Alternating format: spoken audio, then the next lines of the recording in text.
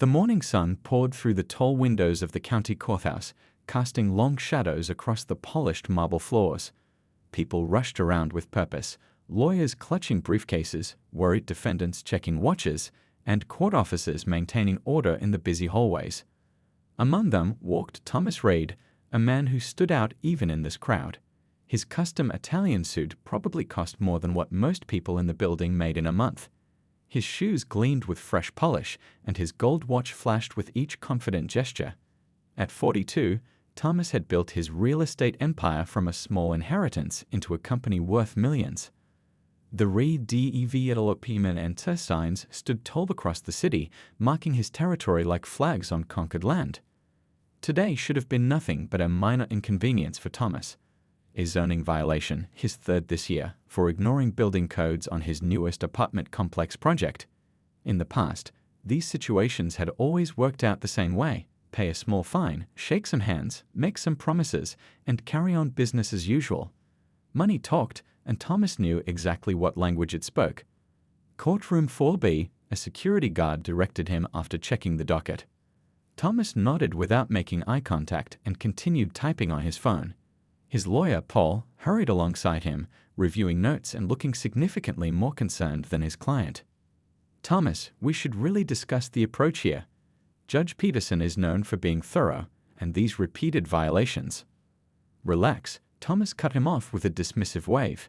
"It's just another day, another dollar. You worry too much, that's why I pay you the big bucks." They pushed through the heavy wooden doors of courtroom 4B, entering the hushed atmosphere that smelled of wood polish and tradition. Thomas immediately scanned the room, nodding to a few familiar faces, other developers, a commissioner he'd played golf with last month, a reporter he'd once dated. Then his eyes landed on the bench, and his stride faltered for just a moment. Judge Elaine Peterson sat reviewing documents, her reading glasses perched on the bridge of her nose. Her dark skin contrasted with the crisp black robe draped around her shoulders. Her hair was styled in neat, tight curls with touches of distinguished gray at the temples. Without looking up, she commanded respect, 30 years of legal experience evident in her very posture. Thomas's face tightened almost imperceptibly. He leaned toward his lawyer and whispered something that made Paul's expression grow alarmed. "That's completely inappropriate," Paul whispered back harshly. "She's one of the most respected judges in the circuit." Thomas shrugged, taking a seat in the front row. His body language shifted, legs spread wide, arms crossed over his chest, chin tilted upward. The courtroom clerk called the room to order, and people settled into their seats. "All rise for the Honorable Judge Elaine Peterson," the clerk announced. Everyone stood. Thomas took his time, rising last and with obvious reluctance. Judge Peterson looked out over the courtroom with calm, assessing eyes. "Good morning," she said, her voice clear and authoritative. "Please be seated." As people took their seats, she began working through the morning docket efficiently. Those who appeared before her received her full attention, whether they were nervous first-time offenders or familiar faces in the legal system. Thomas checked his emails, barely paying attention until his case was called. "Reid Developments, zoning violations on the West Side Plaza project," the clerk announced. "Here, Your Honor," Paul responded, gathering his materials. Thomas stood slowly, straightening his tie. The smirk that crossed his face didn't go unnoticed by those around him. He strode forward like a man who expected the room, and the law, to bend to his will. Judge Peterson looked up from her papers, meeting his gaze directly. "Mr. Reid," she said evenly, "I see this is your third appearance for similar violations this year." The moment their eyes met, something shifted in the air of courtroom 4B. Nobody knew it yet, but this routine hearing was about to become anything but ordinary. Thomas strode toward the front of the courtroom like he owned the place. His lawyer Paul hurried alongside, already looking nervous about what might happen. The courtroom fell quiet as everyone watched. Even the court reporter paused, fingers hovering above her keyboard. "Mr. Reid," Judge Peterson said, looking down at the file before her, "this is your third violation for the same issue in less than a year. Would you care to explain why you've continued to ignore building safety codes at your West Side Plaza development?" Thomas adjusted his expensive tie and leaned on the podium with one elbow. When he spoke, he didn't use the respectful "Your Honor" that was expected in court. Instead, he addressed her like they were chatting at a coffee shop. "Look, Peterson, these so-called violations are just bureaucratic red tape. My buildings are perfectly safe. I've been in this business for 20 years. A few gasps echoed around the courtroom. Paul closed his eyes briefly, as if in pain. Judge Peterson's expression didn't change. "Mr. Reed, in this courtroom, you will address me as Your Honor or Judge Peterson. Now regarding these violations." Yeah, Thomas cut her off with a wave of his hand. "Let's get this over with. What's the fine this time?" "I've got a meeting at noon." The judge folded her hands calmly. "Mr. Reed, your attitude suggests you don't take these matters seriously. These codes exist to protect people's safety." Thomas laughed, a short, sharp sound that echoed in the now silent room. "No offense, but do you actually understand how construction works? This is complex stuff." He turned slightly, playing to the audience now. "I mean, I'm sure you're qualified in other areas." The implication hung in the air. Several people shifted uncomfortably in their seats. A court officer straightened, suddenly alert. Paul tugged at Thomas's sleeve. "Thomas," he whispered urgently, "stop talking right now." But Thomas was on a roll. "I've been dealing with these regulations for decades. My family's been in real estate since before you got your, what was it? Affirmative action scholarship to law school." The courtroom froze. The court clerk's mouth fell open. A woman in the back row covered her face with her hands, unable to watch. Through all of this, Judge Peterson's face remained composed, though something flickered in her eyes, not anger, but something deeper and more resolute. She had dealt with men like Thomas her entire career. 20 years on the bench had taught her that dignity was more powerful than rage. "Mr. Reed," she said, her voice steady and clear, "I graduated top of my class at Harvard Law School and spent 15 years as a prosecutor before being appointed to this bench. I assure you, I understand both the law and building codes quite thoroughly." Thomas rolled his eyes. "Sure you do." Paul was now desperately shuffling papers, trying to create a distraction. "Your Honor, if I could just submit these compliance plans." "One moment, counsel," Judge Peterson said, holding up one hand. Her eyes never left Thomas's face. "Mr. Reed, this is my courtroom. In here, everyone follows the same rules and shows the same respect, regardless of their wealth or status." Thomas snorted.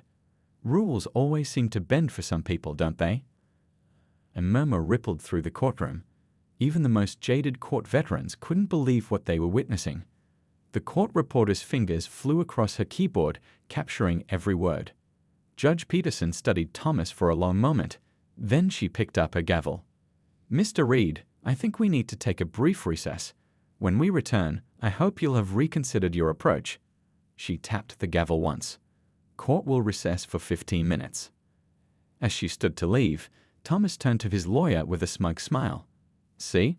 She needs a break to figure out what hit her." Paul stared at him in horror. "Do you have any idea what you've just done?" Thomas shrugged, checking his phone. "Relax. What's she going to do?" But around him, people were already pulling out their phones, typing frantically. A local reporter slipped out the courtroom door, already calling her editor. By the time Judge Peterson returned to the bench, Thomas Reed's world was already beginning to unravel. He just didn't know it yet. The 15-minute recess stretched to 20 as people whispered among themselves in the courtroom. Thomas sat scrolling through his phone, seemingly unbothered by what had just happened. His lawyer Paul was making frantic calls in the hallway, his face growing paler by the minute. "All rise," the court officer announced as Judge Peterson returned to the bench. Everyone stood quickly, everyone except Thomas, who took his time, sighing loudly as he finally got to his feet. A few people shot him disgusted looks, but he didn't notice or didn't care. "Be seated," Judge Peterson said calmly. Her expression revealed nothing of what she might be thinking, but there was a new energy in her posture. She took a moment to arrange the papers before her, then looked directly at Thomas. "Mr. Reed, I've reviewed your case file thoroughly, including the history of your company's dealings with the city planning department." Thomas leaned back in his chair, checking his watch. The gesture wasn't lost on anyone in the courtroom. "Your record shows a pattern," Judge Peterson continued, her voice clear and measured. You've been cited 7 times in the past 3 years for similar violations. Each time, you've paid the minimum fine and continued with business as usual. That's what fines are for." Thomas muttered, just loud enough to be heard. Judge Peterson didn't acknowledge the interruption. "I've also reviewed reports from city inspectors about the West Side Plaza project. The violations there are not minor paperwork issues as you suggested. They include inadequate fire safety measures, electrical work done without proper permits, and structural supports that don't meet code." She lifted a photograph from her desk. "This shows exposed wiring near a water pipe in an area where families with children would be living. Another shows support beams that are half the required thickness." For the first time, Thomas looked slightly uncomfortable as murmurs spread through the courtroom. He hadn't expected her to have such detailed information. "Your Honor, if I may," Paul jumped in. "My client is prepared to address these issues immediately and pay whatever fine the court deems appropriate." Judge Peterson nodded. "I'm sure he is, counsel. But I'm concerned that the usual approach isn't creating the necessary change in behavior." She turned a page in the file. "I'm particularly troubled by the location of this development. Westside Plaza is being built in a neighborhood where the average income is below the poverty line. Many residents there don't have the resources to fight back when developers cut corners." Thomas shifted in his seat, a flicker of worry finally crossing his face. "Based on the pattern established and the seriousness of these violations, I'm ruling as follows." Judge Peterson's voice took on an official tone. "Raid Developments will pay the maximum fine allowed by law, $250,000. All construction at Westside Plaza is to cease immediately until every single violation is properly addressed and approved by city inspectors." Thomas bolted upright. "What? That's—" "I'm not finished, Mr. Reed," Judge Peterson said, raising her voice slightly for the first time. The courtroom fell silent again. "Additionally, I'm ordering you personally, not your company, not your employees, to complete 200 hours of community service at the Westside Community Housing Coalition. They assist low-income residents with housing issues and education about tenant rights." A woman in the back of the courtroom gasped. Thomas's face flushed red. "This is ridiculous," he sputtered. "You can't." "I can and I have," Judge Peterson replied, her calm never breaking.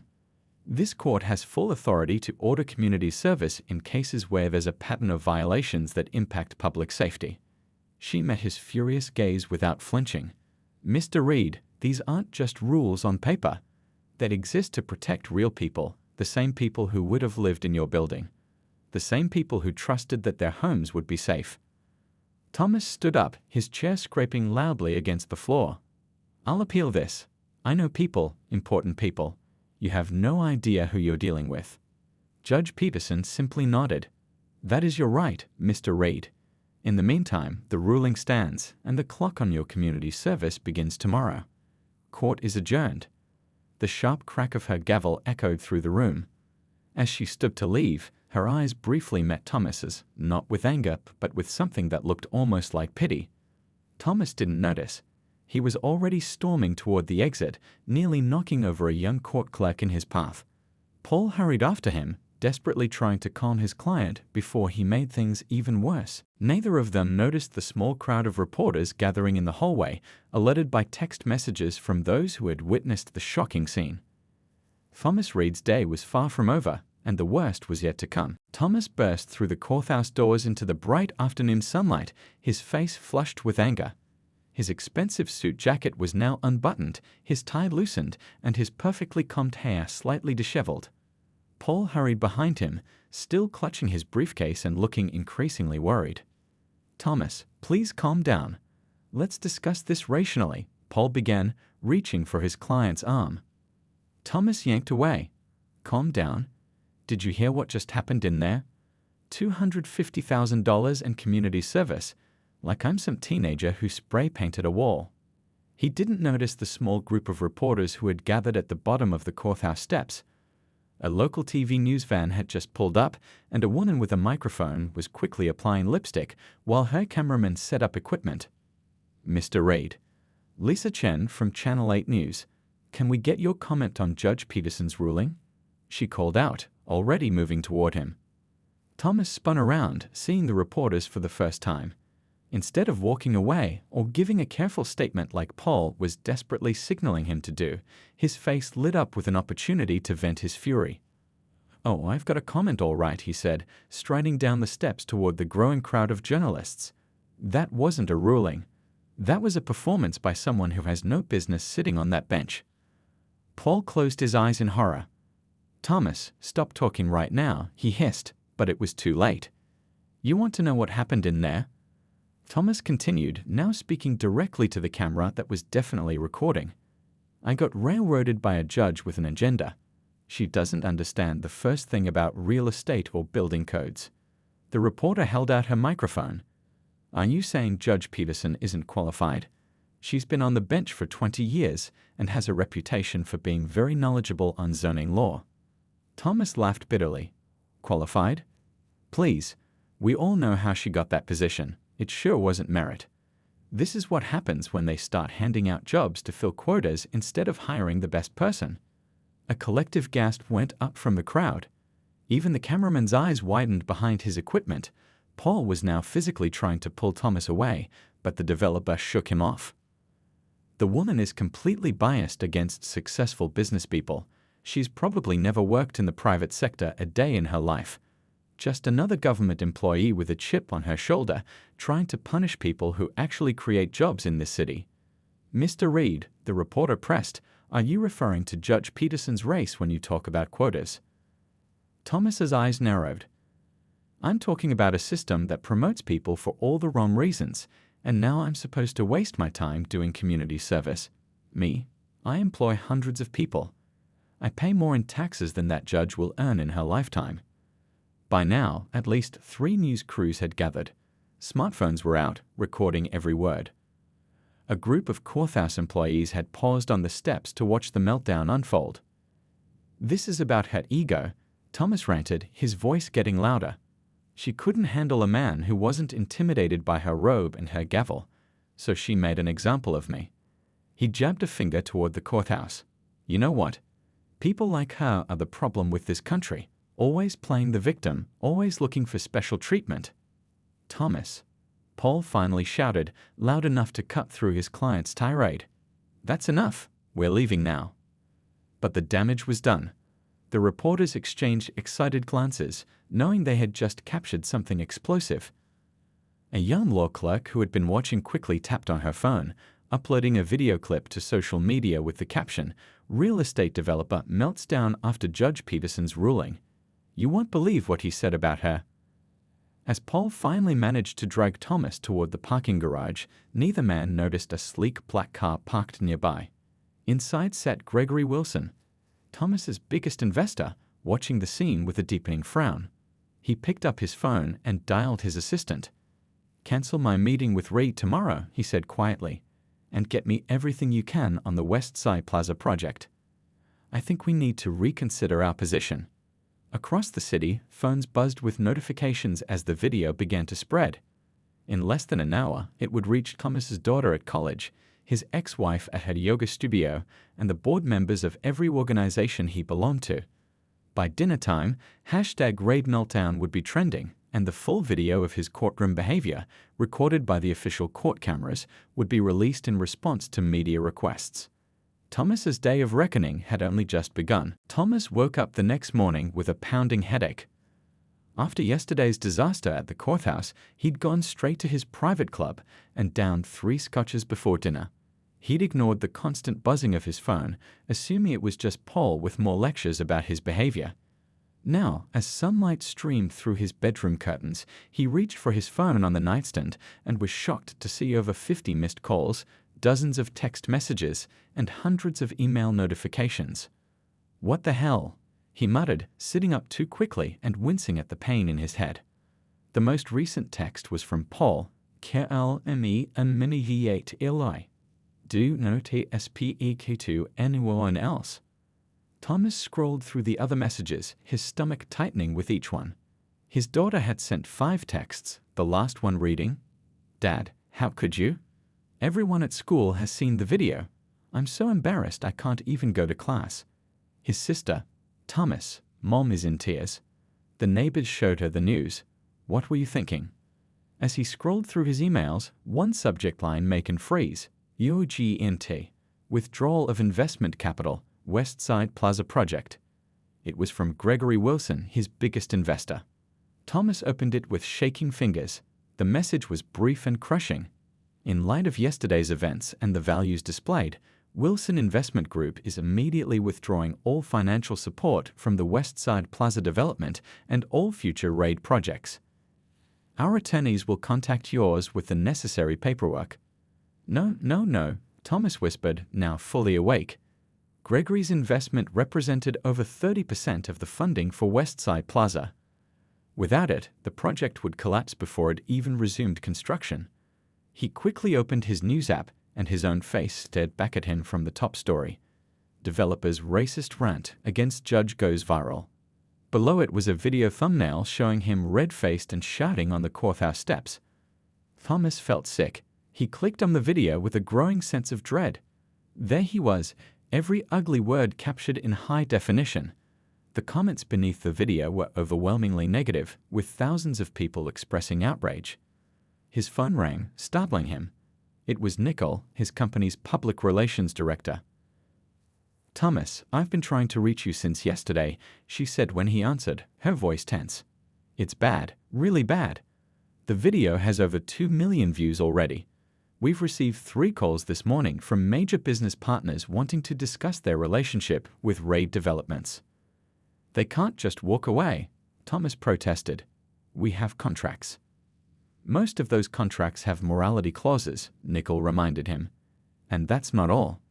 The Downtown Business Association is holding an emergency meeting this afternoon to discuss your membership. The charity gala you were supposed to co-chair next month has already removed your name from their website." Thomas sat on the edge of his bed, trying to process how quickly everything was unraveling. What about damage control? Can't we release a statement saying I was under stress or something? Nicole's silence spoke volumes. Finally, she said, "I've drafted 3 possible statements, but honestly, Thomas, this may be beyond standard PR repair." The court released the inside footage too. Everyone can see and hear exactly what you said to Judge Peterson before the hallway incident. His other line beeped, his assistant William calling. "I need to take this," Thomas told Nicole. "Keep working on those statements." He switched calls. "What now?" he snapped, his nerves frayed. "Sir, I'm at the office," William said, sounding unusually formal. There's a situation here. About 20 people are protesting outside the building. They have signs with your face on them. And Channel 8 is setting up for a live broadcast on the sidewalk." "Protesters? Outside my building?" Thomas couldn't believe what he was hearing. "Yes, sir, and that's not all. The executive team is waiting in the conference room. They've called an emergency meeting, and they've asked me to tell you not to come in until it's concluded." "They can't have a meeting without me. I'm the owner," Thomas shouted. "Sir, they're on the phone with the company's board of directors right now," William explained cautiously. "I think they're discussing leadership options." Thomas ended the call without responding, his mind racing. He built RAID developments from the ground up. They couldn't just push him out, could they? His phone buzzed with another text, this one from his neighbor Richard. "Your membership review meeting at the country club has been moved up to today at 2 p.m. As your friend, I'd advise bringing legal representation." Thomas had been a member of the Hillcrest Country Club for 15 years. He'd served on committees, hosted charity events, built his network there. Now they were questioning his membership. The doorbell rang downstairs, making him jump. Through his bedroom window, he could see 2 news vans parked on the street. Reporters had found his home address. Thomas sank back onto his bed, the full weight of what was happening finally hitting him. In less than 24 hours, his entire world, built on connections, reputation, and the perception of power, was crumbling around him. All because of a few minutes of losing control in front of a judge he'd underestimated and disrespected. His phone buzzed again. This time it was Paul, his lawyer, with a message that sent a chill down his spine. "Just got a call from the State Bar Association. They're opening an investigation into your courtroom conduct for possible ethics violations.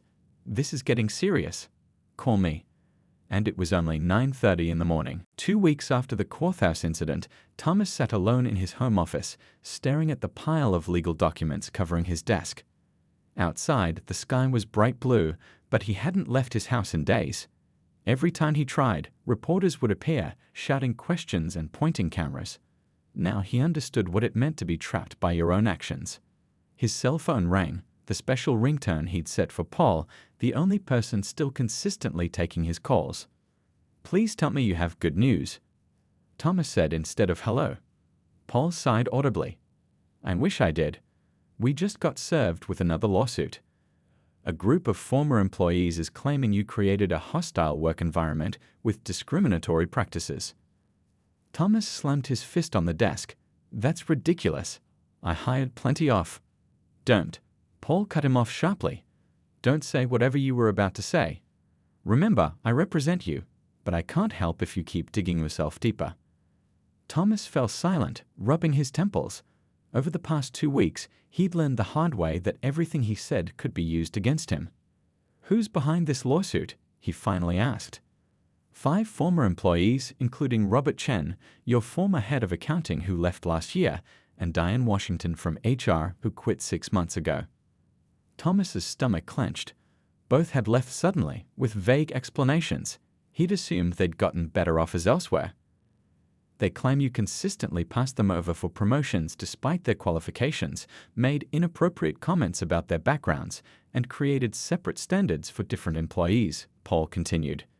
"They have emails, Thomas, and recorded meetings." "Everyone records everything these days," Thomas muttered bitterly. "That's not all," Paul said. "The investigative team at the City Herald has been digging into your past contracts. They found 3 minority-owned businesses that claim you deliberately underpaid them and then threatened to blacklist them if they complained." Thomas leaned back in his chair, staring at the ceiling. The past 2 weeks had been a nightmare of revelations as people he'd wronged over the years suddenly found their voices. The protective bubble of his wealth and connections had burst completely. "What about the company?" he asked, though he already knew the answer. "The board voted yesterday," Paul said gently. "They're asking for your resignation, effective immediately. The press release goes out at noon." Thomas glanced at the clock on his wall, 11:30. In 30 minutes, the company he built would publicly distance itself from him. "They can't just take my company." "They're not taking it, Thomas. You'll still own your shares. But they're exercising the emergency clause in the corporate bylaws to remove you as CEO. The value of those shares, however," Paul trailed off. Thomas knew exactly what his lawyer wasn't saying. Reed Development stock had plummeted by 60% since the video went viral. His net worth had taken a hit of millions. "The bankruptcy paperwork is ready whenever you want to file it," Paul continued. "Given all the pending lawsuits and the project cancellations, it might be the best option to protect whatever assets you have left." Bankruptcy. The word hung in the air like a death sentence. Just 3 weeks ago, Thomas had been featured in Business Monthly as one of the city's most successful developers. Now he was discussing bankruptcy protection.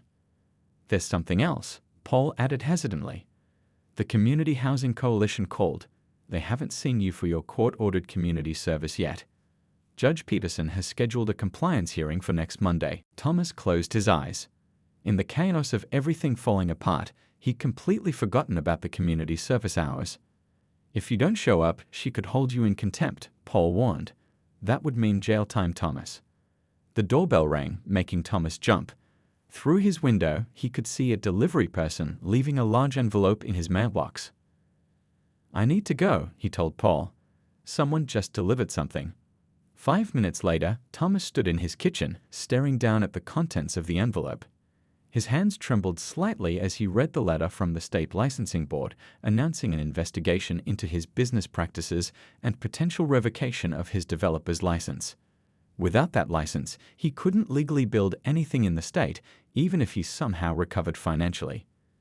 Attached was a thick stack of complaints filed against him over the years, complaints he'd once dismissed as nuisances from people who didn't matter. Now these same people were being interviewed on national news programs, describing their experiences with him in detail. His phone buzzed with a news alert. He opened it to see a headline that made his blood run cold. Former Reed Developments employee releases recording of racist comments in executive meeting. Thomas didn't even need to hear the recording to know it was genuine. He had said those things, believing he was among friends who thought like him, in a room where no one would dare challenge him. He walked slowly to his living room window and looked out at the neighborhood where he'd been the unofficial king. The houses of people who used to invite him to their parties, who laughed at his jokes and asked for his business advice. Now their curtains were drawn when he walked by, their invitations no longer arriving. As he stood there, a car pulled into his neighbor Walter's driveway. Out stepped Judge Elaine Peterson with a casserole dish in her hands. Walter greeted her warmly, taking the dish and ushering her inside. Thomas blinked in surprise. He hadn't known they were friends. How many other connections had he missed, too wrapped up in his own importance to notice the world around him?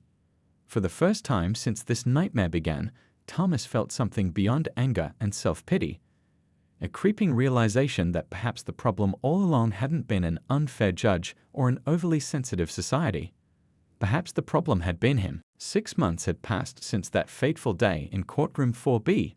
The summer heat had given way to fall, and now winter's chill hung in the air as Thomas walked toward the courthouse for his final compliance hearing. He looked different now, thinner, with patches of gray in his hair that hadn't been there before. His suit, while still neat, was off the rack rather than custom-made. The reporters who had once swarmed him were gone, finding newer scandals to chase. Thomas was yesterday's news, just another fallen businessman whose name occasionally appeared in legal filings and cautionary business school case studies. As he climbed the courthouse steps, he felt a flutter of anxiety. Today would be his first time facing Judge Peterson since the incident that had changed his life. He'd completed his community service hours, all 200 of them, but had done so without ever crossing paths with her. The security guard recognized him at the metal detector. "Back again, Mr. Reed?" he asked without warmth or hostility, just stating a fact. Thomas nodded. Compliance hearing. Courtroom 4B. Those words still felt strange on his tongue. 6 months ago, he'd entered this building believing he owned the place. Now he moved through the hallways with his head slightly bowed, aware of the sideways glances from people who recognized him. He arrived early and sat in the back row, watching as the courtroom filled. Some faces he recognized from his community service at the West Side Housing Coalition. They nodded politely but kept their distance. Thomas didn't blame them. His phone buzzed in his pocket, a text from his daughter. "Good luck today, Dad. Call me after." Their relationship was slowly mending after months of difficult conversations and genuine apologies. She was one of the few bright spots in his dramatically changed life. "All rise for the Honorable Judge Elaine Peterson," the court officer announced. Thomas stood immediately, his eyes fixed respectfully on the bench as Judge Peterson entered the courtroom. She looked exactly as she had 6 months ago, composed, professional, dignified. It was Thomas who had changed. After handling several other cases, the clerk finally called his name. Thomas walked to the front of the courtroom, standing beside Paul. His lawyer had stuck with him through everything, one of the few who hadn't abandoned him completely. "Mr. Reed," Judge Peterson said, looking at him directly. Her voice was neither cold nor warm, simply professional. "This is your final compliance hearing regarding the community service hours ordered by this court 6 months ago. I have the completion certificate from the West Side Housing Coalition stating that you have fulfilled the required 200 hours. Is that correct?" "Yes, Your Honor," Thomas replied clearly. Judge Peterson reviewed the paperwork before her. "The court also notes that you have paid the fine in full and that inspectors have verified all code violations at the West Side Plaza project have been corrected." She looked up. "Though I understand ownership of that project has since changed hands." "Yes, Your Honor," Thomas acknowledged. The project had been sold during his company's bankruptcy proceedings. The new owners had completed it properly, maintaining affordable rents as originally promised. "Very well," Judge Peterson said. "Having fulfilled all requirements set by this court, your case is now closed." She was about to move on to the next case when Thomas spoke up. "Your Honor, if I may address the court briefly." Judge Peterson paused, studying him for a moment. "You may." Thomas took a deep breath. He'd rehearsed this moment countless times, but now that it was here, his carefully prepared words seemed inadequate. 6 months ago, I stood in this courtroom and disrespected you, this court, and everything it represents, he began, his voice steady despite his nerves. My behavior was inexcusable, and the consequences I faced, while difficult, have been deserved. The courtroom was completely silent. Even the court reporter seemed to be holding her breath. During my community service at the Housing Coalition, I met families who would have lived in buildings I constructed, Thomas continued. People who trusted that their homes would be safe because someone like you was enforcing the rules that I thought I could ignore. He paused, swallowing hard. I've lost my company, my reputation, and many relationships I valued. But I've gained something too, perspective I should have had all along. Thomas looked directly at Judge Peterson. I've continued volunteering at the coalition even after my required hours were completed. Not because I'm trying to rebuild my image, but because it's the right thing to do. I'm working with them to develop affordable housing plans that actually meet people's needs while still being economically viable.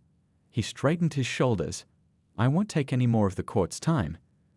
I just wanted to say, publicly and on the record, that I am deeply sorry for my behavior and grateful for the wake-up call, however painful it was.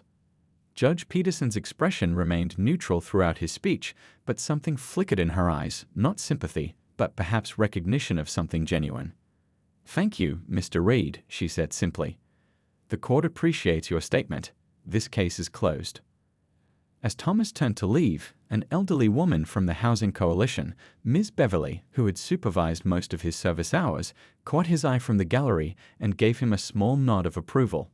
It wasn't forgiveness exactly, but acknowledgement of progress, which was all he could reasonably hope for.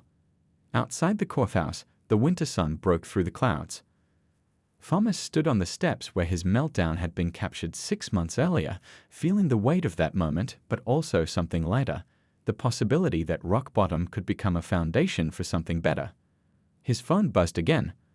A text from Angela at the Housing Coalition, meeting still on for 2 p.m., bringing the revised plans. I'll be there, he texted back. As Thomas walked down the courthouse steps, he caught sight of Judge Peterson exiting through a side door, heading to her car. Their eyes met briefly across the parking lot. She didn't smile or wave, but she nodded once, a simple acknowledgement between two people who had seen each other at their truest. Thomas returned the nod and continued walking. The path ahead would be difficult, his reputation forever marked by his worst moment. But for the first time in 6 months, that path seemed to lead somewhere worth going.